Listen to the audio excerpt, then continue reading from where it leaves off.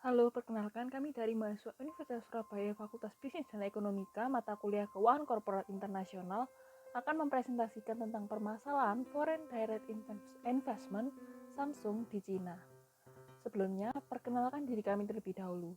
Nama saya Cindy Cecilia Gunawan dengan NRP 130219194 dan rekan saya Desiana Yupita dengan NRP 130219192. Pertama, saya akan menjelaskan latar belakang terlebih dahulu. Samsung adalah perusahaan multinasional asal Korea yang bergerak di bidang elektronik. Samsung terus mengalami pertumbuhan dan meningkatkan brand image-nya hingga pada pasar global. Sebagai perusahaan global, Samsung tentu melakukan foreign direct investment. Samsung memiliki pabrik dan jaringan penjualan di lebih dari 74 negara yang salah satunya adalah Cina. Pada tahun 92, setelah Korea dan Cina menjalin hubungan diplomatik, Samsung mulai berinvestasi di Cina dengan sungguh-sungguh. Samsung mendirikan perusahaan induk Samsung di Cina dan anak perusahaan di kota-kota Cina, salah satunya Tianjin. Hal ini disebabkan oleh ukuran pasar yang besar, infrastruktur memadai, dan biaya tenaga kerja yang relatif murah. Namun, satu persatu tantangan muncul di pasar Cina. Munculnya berbagai peralatan elektronik yang murah di Cina mulai menggeser posisi Samsung. Di samping itu, pergeseran perekonomian Cina mulai terjadi. Pemerintah Cina menggeser perekonomian ke arah consumption-based economy. Akibatnya, pangsa pasar Samsung di Cina turun hingga di bawah 1%. Masalah-masalah itu menjadikan Samsung membuat keputusan yang besar, yaitu untuk menutup pabrik terakhirnya di Cina pada Oktober 2019 silam. Selanjutnya, saya akan menjelaskan teori singkat mengenai Foreign Direct Investment. FDI atau Foreign Direct Investment adalah investasi oleh perusahaan dalam jumlah yang signifikan pada negara lain, sebagai bentuk upaya perusahaan untuk berekspansi yang melibatkan perolehan sumber daya. FDI juga menjadi salah satu cara perusahaan multinasional untuk meningkatkan pertumbuhannya. Perusahaan melakukan FDI ini dengan dua motif. Yang pertama adalah revenue-related motif yang mengarah pada usaha MNC untuk meningkatkan pendapatannya, dan selanjutnya adalah cost-related motif yang berkaitan dengan upaya untuk mengurangi biaya. Adapun penelitian menunjukkan bahwa perusahaan dapat melakukan analisis sebelum menjalankan proyek di negara lain, yaitu analisis SWOT dan PESTEL. Analisis SWOT mengacu pada kekuatan, kelemahan, peluang, dan tantangan yang dihadapi oleh perusahaan. Di sisi lain, analisis PESTEL menilai risiko politik, ekonomi, sosial, teknologi, hukum, dan lingkungan yang mempengaruhi perusahaan di negara lain. Untuk yang berikutnya adalah problem 1, yaitu apa saja tantangan dari Cina yang turut mempengaruhi FDI Samsung di Cina. Samsung telah melakukan FDI di Cina sejak tahun 1990-an. Keputusan tersebut secara implisit menunjukkan bahwa saat itu Samsung yakin atas keputusannya untuk melakukan FDI di Cina. Namun, baru-baru ini terjadi masalah yang mempengaruhi Samsung di Cina. Adapun tantangan tersebut dijelaskan berdasarkan revenue related dan cost related, seperti halnya motif FDI. Oke, yang pertama adalah revenue related issues, yaitu sebagai negara yang memiliki pasar yang luas, Cina sebelumnya pernah menjadi negara yang digandrungi untuk FDI. Hal ini terlihat dari pertumbuhan consumer spending di Cina dari tahun ke tahun yang mendekati Amerika Serikat. Dan artinya permintaan di Cina cukup tinggi. Hal ini menarik bagi MNC yang ingin meningkatkan sumber permintaan. Namun, kondisi di Cina tersebut tidak serta-merta memberikan keunggulan bagi Samsung untuk melakukan FDI, karena terdapat persaingan yang ketat. Di pasar Cina, telah dimasuki oleh pemain-pemain yang desainnya cukup tinggi. Pangsa pasar memperlihatkan bahwa produk smartphone yang paling diminati adalah Huawei, Oppo, dan Vivo, yaitu MNC asal Cina sendiri atau produk lokal. Kekalahan Samsung disebabkan oleh strategi yang tidak cocok untuk mid-segment, yaitu Samsung cenderung menciptakan spesifikasi yang lebih rendah dengan harga lebih tinggi dari vendor smartphone di Cina. Perusahaan Cina mampu memberikan perangkat keras premium namun berharga rendah, berkat teknologi dengan rantai pasok lokal yang lebih murah. Sehingga kompetisi mid and low inilah yang mengakibatkan pangsa pasar Samsung semakin tenggelam. Dan hal ini akan berdampak pada profit share milik Samsung, yaitu Profit dari M atau IT and Mobile Communications turun menjadi 19% dan 42% pada tahun 2014. Rasio pendapatan dan laba IM di Samsung turun menjadi 54,2% dan 58,2%. Jika dikaitkan dengan revenue related motives, besarnya permintaan terlalu kecil dibandingkan dengan pesaing lokal karena pangsa pasar Samsung sangat rendah. Samsung tidak lagi profitable di Cina. Penurunan pendapatan, laba, serta pangsa pasar yang terus berlanjut membuat superior earnings menurun bahkan minus. Samsung juga tidak dimungkinkan untuk mengeksploitasi kemampuannya dan meraih keuntungan lebih di pasar Cina. Samsung kalah dari pesaing Cina perihal menghasilkan smartphone premium yang berharga rendah. Kekalahan Samsung terhadap Apple disebabkan Samsung fokus pada segmen mid-end, tetapi tidak berhasil menciptakan produk dengan spesifikasi yang lebih tinggi dan harga yang lebih rendah. Untuk yang kedua adalah cost-related issues. Menurut Liliana Donauber, tahun 2018, pemerintah Cina mulai ingin berfokus untuk menstimulasi perekonomian ke arah consumption-based economy. Yang faktanya, kebijakan ini juga berdampak pada meningkatnya persentase upah pada tenaga kerja. Dari sisi Samsung, hal ini dapat menjadi nilai tambah sebab pertumbuhan ekonomi yang tinggi bisa diimbangi dengan tingginya permintaan akan produk. Namun, hal ini juga bisa menjadi masalah bagi Samsung karena kenaikan upah tersebut memberikan dampak buruk. Walaupun Samsung berbasis teknologi, namun peran dan tenaga kerja tidak dapat dihindarkan. Kenaikan biaya tenaga kerja mengurangi kemampuan Samsung untuk mengurangi biaya, sehingga harga Samsung tidak dapat bersaing di pasar Cina. Di sisi lain, menurut penelitian, hubungan antara FDI dan labor cost dimungkinkan positif jika perusahaan tersebut membutuhkan high skill labor. Namun, diasumsikan bahwa biaya tenaga kerja yang tinggi tersebut identik dengan high skill labor cost. Kenyataannya, hal ini belum tentu demikian karena kenaikan biaya tenaga kerja bisa jadi disebabkan oleh kenaikan upah minimum, bukan karena high skill labor. Masalah yang selanjutnya adalah apa saja kemungkinan yang dapat dilakukan Samsung untuk mengatasi masalah tersebut. Dalam hal ini, Samsung dapat meningkatkan pangsa pasar dengan memperluas produknya pada kelas bawah dan menengah. Dalam hal ini, hingga pertengahan 2018, Samsung memiliki terlalu banyak model smartphone di rentang kelas menengah ke bawah. Pada akhirnya, pada kuartal 1 2019, Samsung mengonsolidasikan jajarannya di bawah seri Galaxy A yang baru. Seri A tersebut menyumbang 56% penjualan Samsung pada tahun 2019. Sebab tren menunjukkan bahwa lebih banyak orang yang memilih smartphone dengan rentang harga menengah ke bawah. Suksesnya peluncuran seri Galaxy A ini menjadikan Samsung mampu meningkatkan keuntungannya pada saat itu. Selanjutnya, Samsung juga tergolong manufaktur yang besar dan beragam. Samsung berafiliasi dengan penyedia komponen perangkat. Hal ini sedikit berbeda dengan pesaing yang mana mengalihkan sebagian besar komponennya pada pihak ketiga. Selain itu, Samsung juga memiliki berbagai pabrik di berbagai negara. Faktor-faktor ini memungkinkan Samsung membangun skala ekonomi dan mengendalikan biayanya. Hal ini sesuai dengan teori yang mana FDI bertujuan untuk mendiversifikasi bisnis. Masalah yang selanjutnya adalah berdasarkan posisinya sebagai perusahaan global, apa yang dilakukan Samsung sebagai alternatif lain dalam rangka mengatasi turunnya pangsa pasar Samsung di Cina. Sebagai perusahaan global, Samsung memiliki strategi pemilihan lokasi.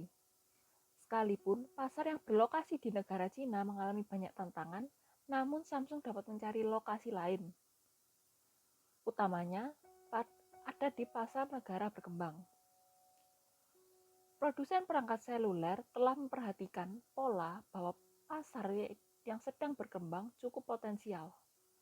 Misalnya di India, di sana banyak generasi muda yang mencoba meningkatkan penggunaan smartphone-nya berdasarkan penelitian yang ada. Samsung juga melakukan beberapa pembangunan pabrik di berbagai negara, di antaranya Vietnam, India, dan beberapa pasar Asia lain. Di India, Samsung dapat mengekspor smartphone buatan India ke pasar Eropa, Afrika, dan Asia Barat. Samsung juga diberikan beberapa potongan pajak oleh pemerintah untuk gedung Samsung yang berada di California dan di Suwon. Hal ini menjadi keuntungan tersendiri bagi Samsung. Adapun di Korea Selatan, sebagian besar komponen produk milik Samsung dibuat di sana. Dalam hal ini, Samsung juga memiliki pabrik di luar negara-negara tersebut, misalnya di Indonesia dan Brazil. Banyaknya perusahaan Samsung yang tersebar di seluruh dunia ternyata berpengaruh positif untuk pengiriman smartphone global. Meskipun Samsung telah menutup pabriknya di Cina, namun Samsung tetap menjadi brand yang paling unggul dalam dunia mengenai pengiriman smartphone, yakni sebanyak 59 juta unit, yang mana itu naik 9,3% dari tahun lalu secara year on year. Oke, selanjutnya adalah problem yang keempat, yaitu dengan mempertimbangkan kondisi yang terjadi di Cina, bagaimana analisis SWOT dan Pestel menjelaskan keputusan Samsung untuk menutup pabrik di Cina. Untuk analisis SWOT yang pertama ada strength, yaitu well-recognized brand. Yang pertama ada Samsung sangat mendunia sehingga brandnya sudah sangat dikenal oleh masyarakat dunia, sehingga Samsung juga memiliki angka brand awareness hingga 95%.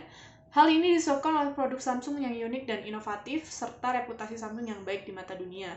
Dan yang kedua ada market leader, yaitu Samsung sebagai perusahaan teknologi yang memiliki pangsa pasar golongan tertinggi di dunia karena tingginya engagement terhadap produk mereka. Bahkan berdasarkan data Worldwide pada tahun 2021, pangsa pasar Samsung sebesar 30,58% melebihi Apple. Dan selanjutnya, menurut Nasdaq, Samsung adalah perusahaan yang menghabiskan dana cukup besar pada R&D. Pada tahun 2020, Samsung menghabiskan biaya sebesar 21.229 miliar won untuk R&D. Hal tersebut menunjukkan komitmen Samsung untuk inovasi dalam rangka memenuhi tren atau pangsa pasar. Samsung juga melakukan riset pada teknologi-teknologi seperti IoT, AI, dan 5G. Untuk analisis SWOT yang kedua adalah weakness, yaitu low brand loyalty di Cina. Sekalipun Samsung merupakan brand yang cukup mutakhir di dunia dengan brand awareness sebesar 95%, namun hal ini sedikit percuma. Sebab di Cina, brand loyalty itu cenderung rendah sekalipun Samsung cukup dikenal di Cina. Namun masyarakat atau konsumen Cina tidak terlalu melekat dengan brand Samsung. Dan yang kedua adalah Samsung bukan market leader di Cina. Meskipun Samsung memiliki pangsa pasar yang sangat tinggi bahkan bersaing dengan Apple sebagai market leader lainnya, namun hal yang berbeda terjadi di Cina karena justru pangsa pasar Samsung berada di urutan yang relatif rendah dibandingkan brand lainnya. Untuk analisis SWOT yang berikutnya adalah analisis opportunities, yaitu 5G teknologi yang telah diterapkan oleh Samsung. Dengan R&D yang memadai, 5G memberikan peluang baru bagi Samsung. Samsung juga menjadi perusahaan pertama dan teratas dalam menyediakan perangkat 5G di Inggris. Demikian pula dengan Cina yang sudah mengembangkan 5G dalam rencana 5 tahun di Cina untuk tahun 2016 dan 2020. Di samping itu, beberapa negara di dunia juga telah mendukung teknologi 5G. Berikut adalah data dari negara dengan koneksi 5G terbaik di dunia.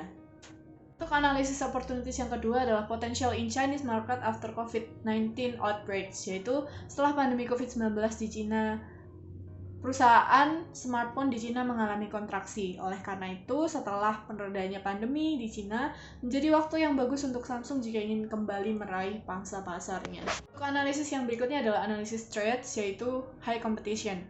Tingginya persaingan di Cina mempersulit Samsung untuk terus mempertahankan pangsa pasarnya di Cina. Hal ini juga diperkuat dengan rendahnya brand loyalty dari konsumen Cina yang cenderung mudah sekali untuk berpindah pada pendatang baru. Kali ini saya akan menjelaskan analisis Pestel dari keputusan Samsung. Yang pertama dari sisi politik. Keputusan pemerintah Cina untuk menggeser perekonomian ke arah consumption-based economy tentu mengaruhi Samsung dari segi cost related, karena hal ini berdampak pada peningkatan upah minimum yang menambah biaya Samsung. Adapun di Cina, terjadi perang dagang antara Cina dan Amerika Serikat yang memengaruhi pasar di Cina. Cina diketahui mengalami penurunan pada manufaktur akibat perang dagang. Dengan indeks PMI manufaktur Cina yang semakin menurun, mencerminkan adanya penurunan kepercayaan investor terhadap sektor manufaktur di Cina.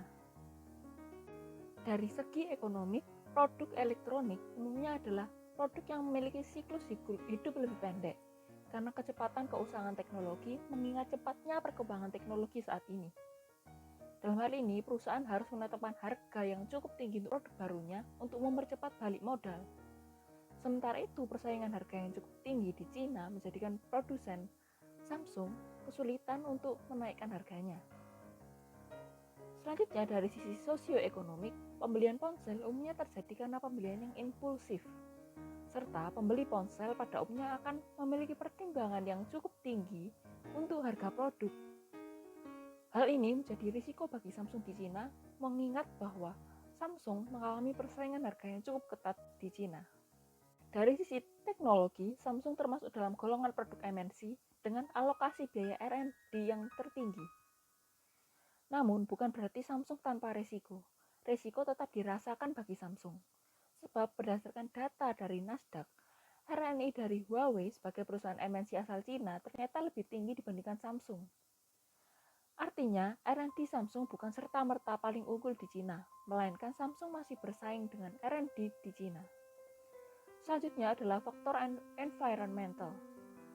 Cina memberikan bahan bakar fosil untuk energi listrik dan dalam rencana 5 tahunan atau 13 5-year plan for electricity. Samsung dalam hal ini diharuskan menggunakan lebih dari 90% energi terbarukan. Tentunya hal ini berdampak bagi biaya lebih untuk Samsung. Selanjutnya dari aspek hukum, masalah hak paten memengaruhi perusahaan asing dalam melakukan investasi. Walaupun tidak secara langsung pada kegiatan operasinya.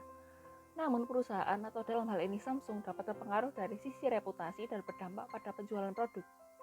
Misalnya, Samsung pernah terjerat kasus yang mana Samsung didenda sebanyak 12 juta US dollar oleh Huawei atas pelanggaran hak paten.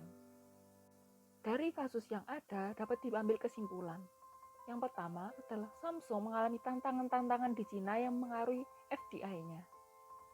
Dari segi revenue related, Samsung tidak dapat menggait permintaan yang besar di Cina karena tingginya persaingan harga di sana.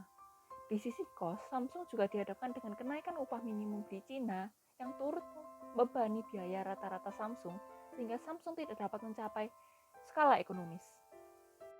Yang kedua adalah berkenaan dengan strategi yang harus dilakukan untuk tetap bertahan di persaingan Cina adalah strategi diversifikasi produk. Peluncuran Galaxy Series dengan halo effect menjadi bukti bahwa pasar lebih menyukai smartphone dengan harga yang menengah ke bawah. Adapun strategi kedua adalah dengan basis manufaktur yang besar dan beragam. Namun, ternyata kedua hal tersebut nyatanya belum juga dapat memperbaiki market share yang ada di Cina. Poin ketiga adalah Samsung sebagai perusahaan global memiliki alternatif lain dengan cara melakukan pemilihan lokasi lain untuk FDI. Dalam hal ini, target pasar yang paling berpeluang bagi Samsung adalah negara berkembang, misalnya India. Secara keseluruhan, dari analisis SWOT dan Pestel mendukung Samsung untuk melakukan relokasi investasi atau menghentikan pabriknya yang ada di Cina. Sebab hal ini melihat pada kenyataan bahwa Samsung masih belum dapat mengungguli persaingan di Cina.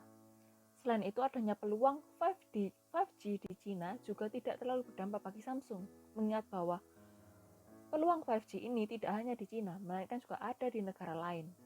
Begitu pula, Samsung juga harus mempertimbangkan risiko politik, ekonomi, sosial, teknologi, lingkungan, dan hukum yang masing-masing memiliki dampak buruk tersendiri bagi Samsung di Cina. Rekomendasi yang dapat kami berikan adalah Samsung direkomendasikan untuk melihat peluang untuk menjual produk pada negara berkembang. Ketimbang Samsung harus meneruskan FDI di Cina. Sebab segmen negara berkembang cukup menjanjikan untuk Samsung. Adapun dalam melakukan FDI di negara berkembang tersebut, Samsung tetap harus menganalisis keputusan. Misalnya dengan analisis SWOT dan Pestel. Selain itu, dalam rangka menjalankan FDI-nya, Samsung tetap harus mengingat motifnya dalam melakukan FDI, baik dari segi revenue maupun cost. Sebab kondisi perekonomian di suatu negara itu pasti berubah-ubah, seperti halnya di Cina, yang dulu kondisinya menguntungkan bagi Samsung, namun sekarang sudah tidak lagi. Sekian presentasi dari kami, terima kasih.